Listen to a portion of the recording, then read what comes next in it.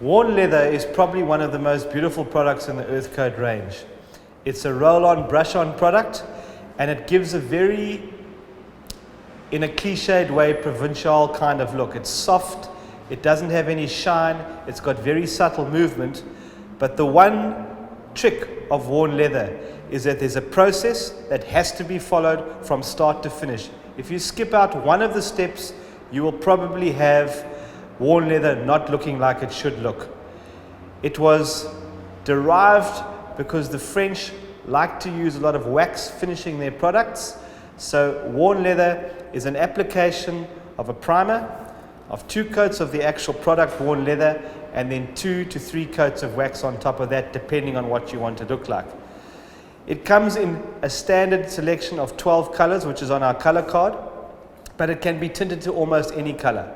What we strongly recommend though with worn leather is not to use light colors, because light colors do not have enough pigment in it, and if your product does not have enough pigment in it, it won't show the movement. So you'll see on our color card, the colors that we've chosen start off at a medium pastel range and work down to a darker color. We believe the darker the color, the more dramatic it looks. The tools that we use for applying worn leather is we apply the primer with a lamb's wool roller. We then apply the worn leather paint with a 150mm blondie brush. Now the reason why we use blonde hairs, because if you use a black haired brush and you leave a few hairs on the wall behind, you'll see black hairs, where if you miss a few hairs and they're in blonde, they won't be seen. This is the only brush that you use to put it on. Anything thicker, anything thinner will not get the desired coverage that you require for worn leather and will not get the kind of feel that you need when you're applying the actual worn leather paint. The actual method of applying your wax is the elbow grease way, is putting on with 100% cotton mutton cloth, which is literally polishing it with a good old elbow grease. And the more sophisticated, organized contractor will have a mechanical buffing tool with a cotton buffing thing, which will obviously take a lot quicker, a lot easier, and you get a far more better sheen. The only requirement we ask for is that your mutton cloth is kept clean for polishing, and so is your buffing cloth. Okay, Julian, so what I want to go through now is the steps for applying worn leather. We start off with the primer. What are the most important points to remember about the primer? First of all, the choice of primer. Well, the choice of primer is your super matte primer. Why do you only use a super matte? Well, because it's matte. Yeah. Okay. Your top coat sticks better to the matte. Say for instance I used a high sheen product as my primer, what would happen? Well, a high sheen won't work because your product will just slide over the surface all the time. You'll see brush marks and all sorts of things.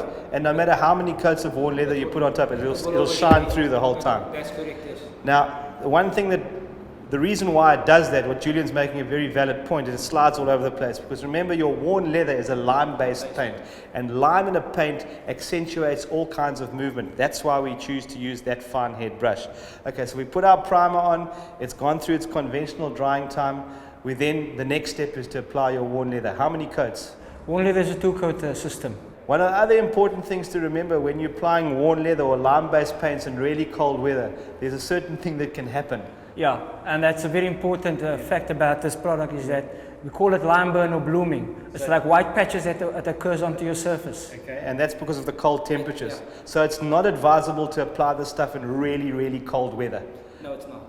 And especially I find in the darker colors, you get that real blooming through. We call it blooming or burning, where the lime actually sits on the surface.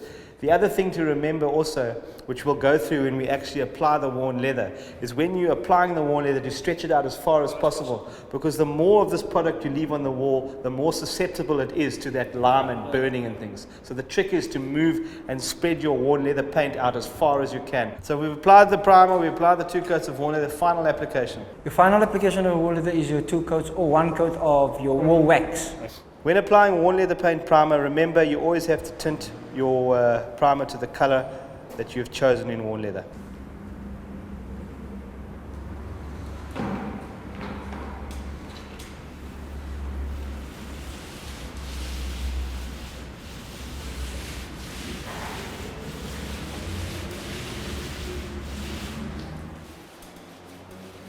So Julian's now applying the water-based super matte primer tinted to the color duffel, which is what we've chosen for the worn leather demonstration.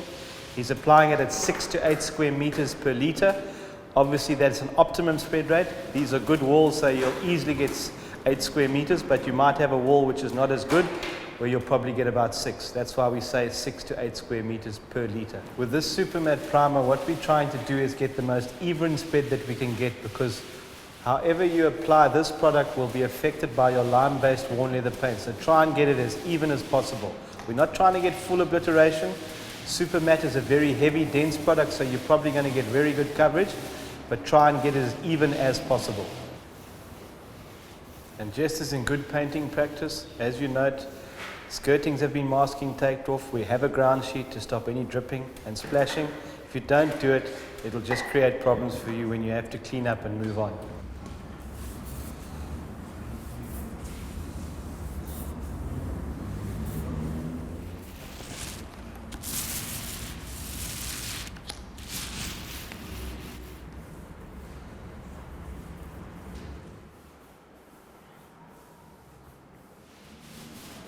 Your pack sizes in your super matte primer come in 1 liter, 5 liter and 20 liter. Okay, let's recap on what we've done. Step 1 is to apply the super matte primer.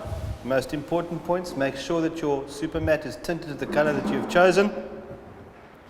You get about 6 to 8 square meters per liter, and that you're not trying to get this perfect even finish, but as best obliteration as you can. Okay, we're now moving on to stage 2 of worn leather paint.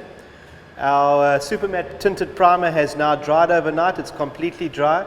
We've got reasonable obliteration. We've got some spots over here which are grinning a bit, but with 2 coats of the worn leather on top of this, it'll completely cover that.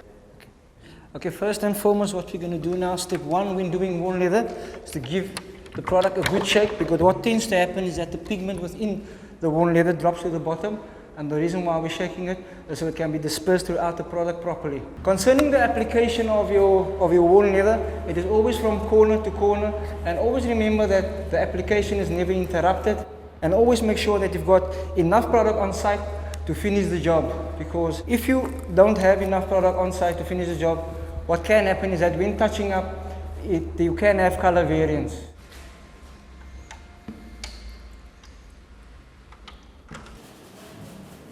Now you'll notice when he's applying the paint, he's stretching it as far as possible. So he's working it out as much as he can till his brush is almost dry before he takes more product in. As we said before, if you leave a lot of the worn leather on the wall, you're going to build up lime and you're going to get that really white birding, which you can call blooming if you want. You can see he's holding his brush at almost a 45-degree angle to the wall to really work out all the product off the brush. Then he lightly goes over his area, feathers it with a dry brush.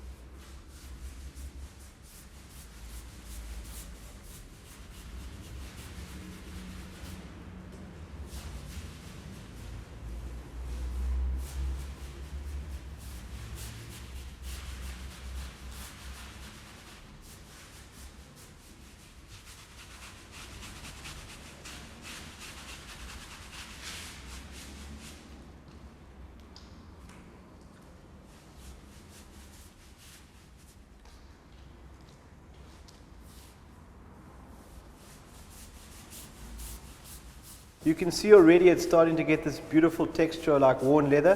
What we'll do is allow this to dry overnight, 6 to 8 hours, and we'll apply our second coat in exactly the same manner tomorrow morning.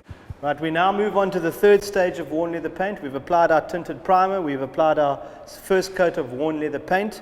We're now going to apply the second coat of worn leather paint in exactly the same manner as the first coat with our 150mm Blondie brush.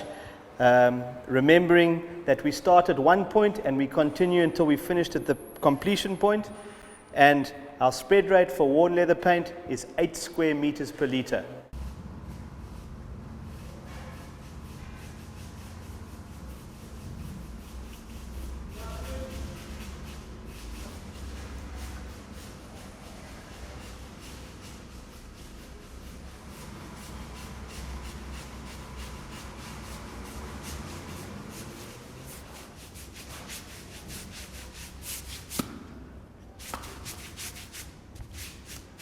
Right, we've now got to the final procedure in worn leather paint. We've applied, to recap, a tinted coat of super matte primer, 2 coats of worn leather. You've seen how they're applied with a 150mm blondie. We've allowed the second coat of worn leather to dry overnight, and we're now going to apply what we call our earth coat wall wax. Comes in 5 litre and 1 litre buckets. It's applied with a clean mutton cloth and then polished with an automatic buffing machine with a sheep's wool buffing thing. It obviously makes life a lot easier if you're doing big walls, if you've got a buffing machine.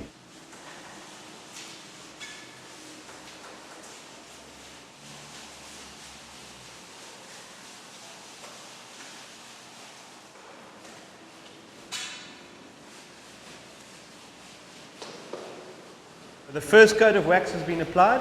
We're now applying the second coat of wax, and once we've got a nice build on that wall, we'll start with the orbital buffing machine to give it its nice sheen and polish.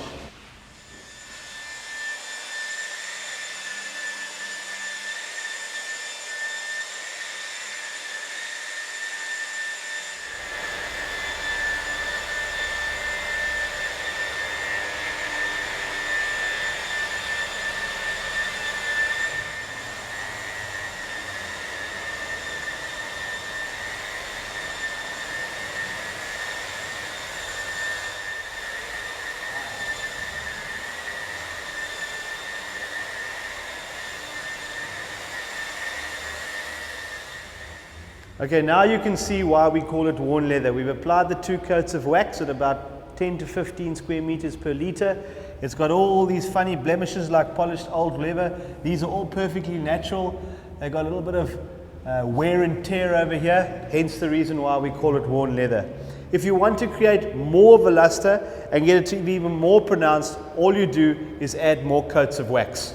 We're saying that 2 coats is sufficient.